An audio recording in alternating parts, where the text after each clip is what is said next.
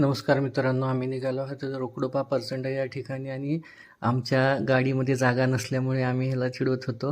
हा रडला चिडवत असताना आम्ही आलेलो आहोत परसंडा या ठिकाणी. तीर्थक्षेत्र आहे हनुमानाचं, मारुतीचं. तर आता दिवाळीचा पिरियड असल्यामुळे इतकी गर्दी आहे ना, खूप गाड्या लागल्या होत्या बाहेर. आम्हाला वाटलं तेवढी काही गर्दी नसेल आतमध्ये, पण बघायला गेलं तर खूपच गर्दी आहे. अशा प्रकारे गाड्या लागलेल्या आहेत आणि खूप अशा गाड्या असल्यामुळं जाण्यासाठी खूपच अडथळा निर्माण होत होता. आणि प्रत्येक शनिवारी इथं मोठा बाजार भरतो, जत्रा टाईप.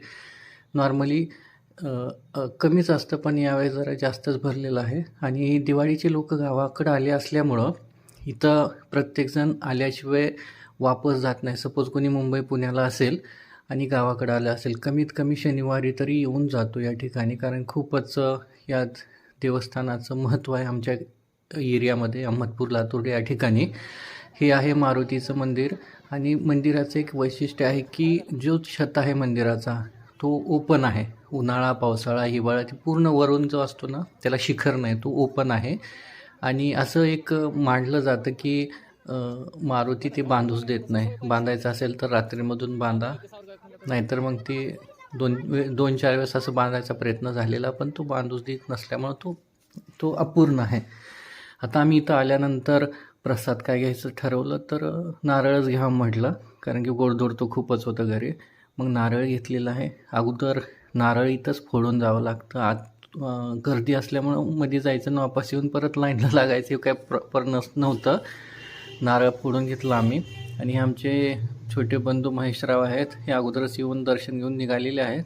तर आम्ही इकडं आलो होतो लाईन लागण्यासाठी, पण ही पण गेट बंद आहे.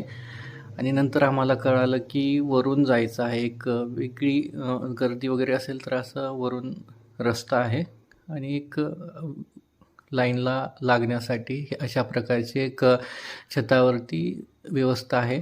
मग आम्ही त्या लाईनला लागलो आणि थोडा वेळ थांबायला लागलं, कारण की आतमध्ये पण भरपूर गर्दी होती. गेट वगैरे लावून घेतले होते आणि आम्ही डिस्कशन चालू होतं. अशा प्रकारे आलेला आहोत आम्ही खाली. आणि आमचं थोड्या वेळाने दर्शन झालं. खूप छान झालेलं. गर्दी खूपच होती.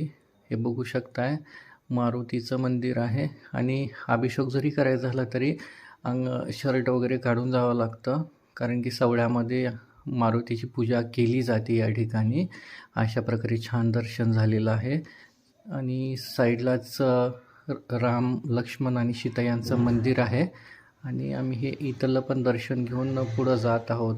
अशा प्रकारे व्हिडिओ पाहत राहा. थँक्यू, धन्यवाद, जय महाराष्ट्र. हा पार्ट 1 होता, पार्ट 2 लगेच घेणार आहे मी.